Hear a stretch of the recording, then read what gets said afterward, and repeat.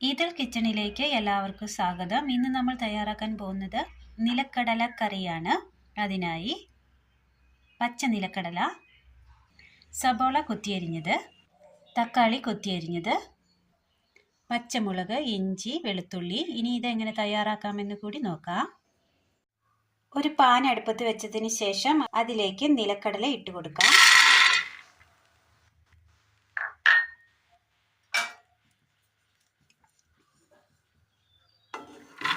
Just ഒന്ന് roast ചെയ്തെടുക്കാം. തൊലി വിട്ട് വരുവാനാണ്.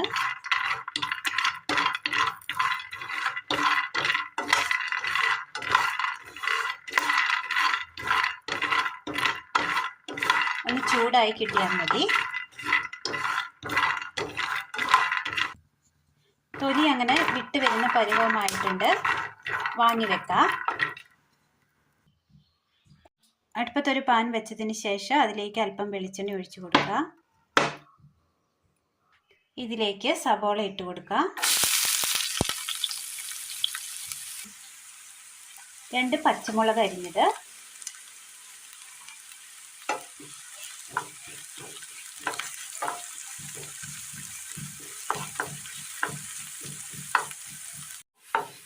ഉള്ളിയും പച്ചമുളകും ഒന്ന് കളറ് മാറി വന്നിട്ടുണ്ട്. ഇതിലേക്ക് തക്കാളി കൊത്തിയരിഞ്ഞത് ചേർത്ത് കൊടുക്കാം.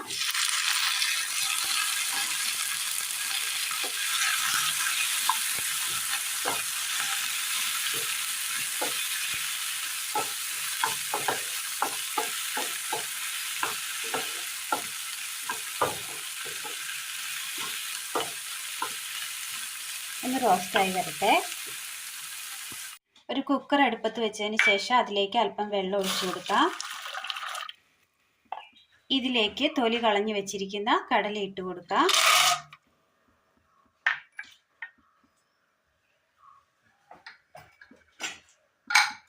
മൂടി വെച്ച് വേവിച്ചെടുക്കാം. തക്കാളി അങ്ങനെ വാടി വന്നിട്ടുണ്ട്. ഒരു സൈഡിലേക്ക് ഒതുക്കി വെക്കാം.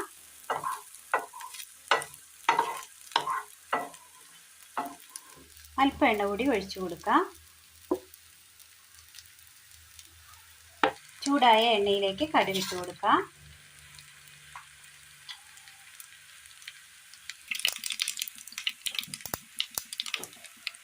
പൊട്ടിയ കടുകിലേക്ക് മീറ്റ് മസാലപ്പൊടി, മുളക് പൊടി, മഞ്ഞൾപ്പൊടി, മല്ലിപ്പൊടി, ഒരു പിഞ്ച് പെരിഞ്ചീരകം, ചെറിയൊരു പീസ് പട്ട പൊടിച്ചത്, 3 ഏലക്ക പൊടിച്ചത്, 5 ഗ്രാമ്പു പൊടിച്ചത്. നന്നായി മിക്സ് ചെയ്യുക.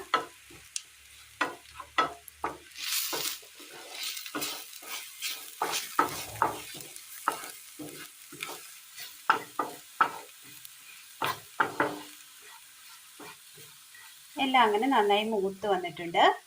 ഇതിലേക്ക് വേവിച്ച കടല ഇട്ട് കൊടുക്കാം.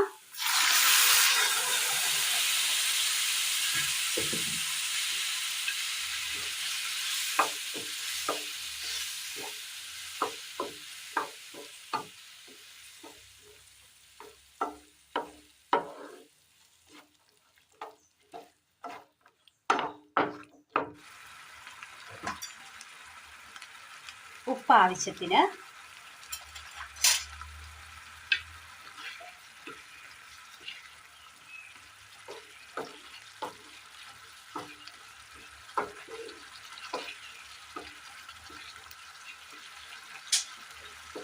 കടല ഒന്ന് ചെറുതായി ചൂടാക്കിയതിന് ശേഷം അതിൻ്റെ തൊലി കളഞ്ഞ് ഒരു രാത്രി കുതിർത്ത് വെച്ചാൽ പെട്ടെന്ന് വെന്ത് കിട്ടും.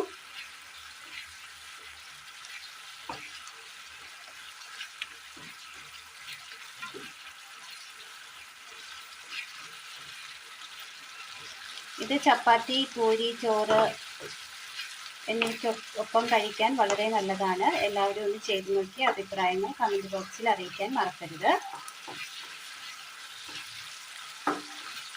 കണ്ടു പോകുമ്പോൾ തന്നെ ഒന്ന് ലൈക്ക് ചെയ്തിട്ട് പോകാനും മറക്കരുത്.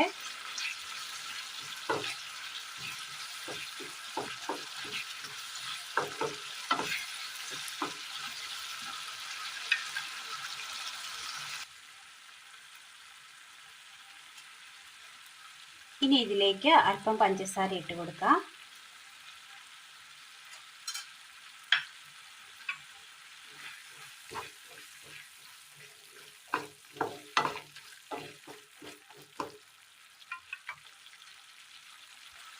കറിവേപ്പില,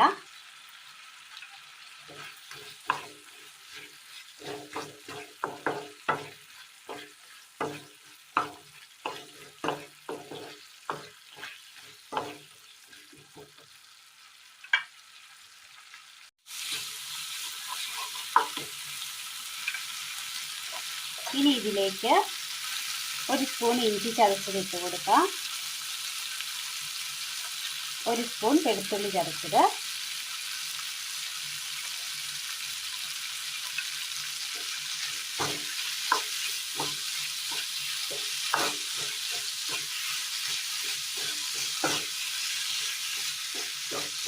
അല്പം ചൂടുവെള്ളം കൂടി ഒഴിച്ചു കൊടുക്കാം.